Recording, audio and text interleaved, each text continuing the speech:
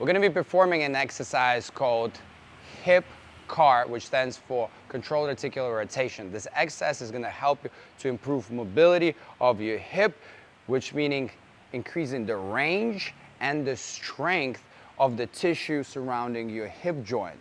So what we're gonna start with first, we wanna make sure that we have a stick or some kind of structure, a pole, or potentially a squat rack that you can hold on to for more stability. You can use a stick and just hold on to the stick, but then you'll have to concentrate on more stability and potentially not get as much benefit in the beginning. When you become more advanced, you can do that, all right? So first we're gonna grab the stick and we're gonna irradiate. So you're gonna push your feet into the ground, you're gonna squeeze your glutes, squeeze your thighs, make sure you push your hip against the stick and you grab on. Then you're gonna inhale, exhale, and push the air into the bottom of your stomach. You're really gonna irradiate. So the first thing we're gonna do is we're gonna lift the leg up, and as we're lifting the leg up, we're gonna externally rotate to try to lift as high as you can.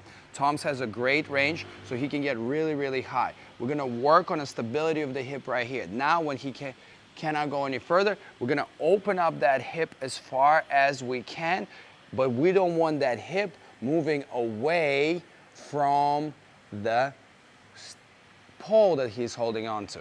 Then when he cannot go any further, or you see I'm trying to open him up and his hip starting to open up as well, we start internally rotating the hip and dropping in it. You'll notice that the knee is gonna drop significantly because we don't have as much internal rotation. When we get to this position, we're gonna extend the hip as far as you can by engaging your glutes, and then we adduct the leg, and then we bring it to the initial position. From here, you inhale, exhale, reset, squeeze your glutes as much as you can, push your heel as far back as you can. Now when he cannot go any further, he goes up, trying to lift both the knee and the ankle as high as possible at the same time, really fighting for it, and then externally rotates, lifting as high as he can. Now he adducts the leg, now he externally rotates, and then brings it all the way down.